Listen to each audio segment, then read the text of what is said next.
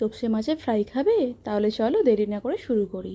মাছটা ভালো করে ধুয়ে নিয়ে আদা রসুন কাঁচা লঙ্কা বাটা সাথে লেবুর রস নুন আর গোলমরিচ গুঁড়ো দিয়ে ভালো করে ম্যারিনেট করে রাখতে হবে। তারপর ঘন্টাখানেক মতো ম্যারিনেট করে রেখে এদিকে একটা ব্যাটার বানিয়ে নিতে হবে। সামান্য কর্নফ্লাওয়ার সাথে একটু ময়দা আর একটু বেসন আর সামান্য লঙ্কা গুঁড়ো আর একটু ধনে গুঁড়ো দিয়ে একটা ডিম ফাটিয়ে দিয়ে সাথে একটু নুন দিয়ে ভালো করে ফেটিয়ে নিতে হবে।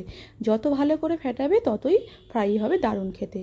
ভালো করে ফেটিয়ে নিয়ে দেখো এদিকে আমার মাছ ম্যারিনেট করে রেখে দিয়েছিলাম। মাছগুলো একটা একটা করে সেই ব্যাটারের মধ্যে ডুবিয়ে নিতে হবে। আর ব্যাটারটা যেন খুব পাতলা না হয়ে যায়, তাহলে কিছুই নয়, ওই আর কি একটু দেখতে খারাপ হয়ে যাবে আর কি, তেমন কিছু নয়। তারপর ব্যাটারটা ভালো করে গায়ে লাগিয়ে নিয়ে ফ্রাই প্যানের মধ্যে তেল গরম করে নিলাম। এবার এক একটা মাছ তেলের মধ্যে ছেড়ে দিচ্ছি। এবার ভালো করে সময় নিয়ে কম ফ্লেমে এপিট ওপিট করে ভালো করে ভেজে নিচ্ছি। জানি আমার ফিশ ফ্রাইটা একটু বেগুনির মতো দেখতে হয়ে গেছে, তো কোনো ব্যাপার নয়, সবই তো পেটে যাবে। গরম গরম তোপসে মাছের ফ্রাই সাথে সস, আহ কি খেতে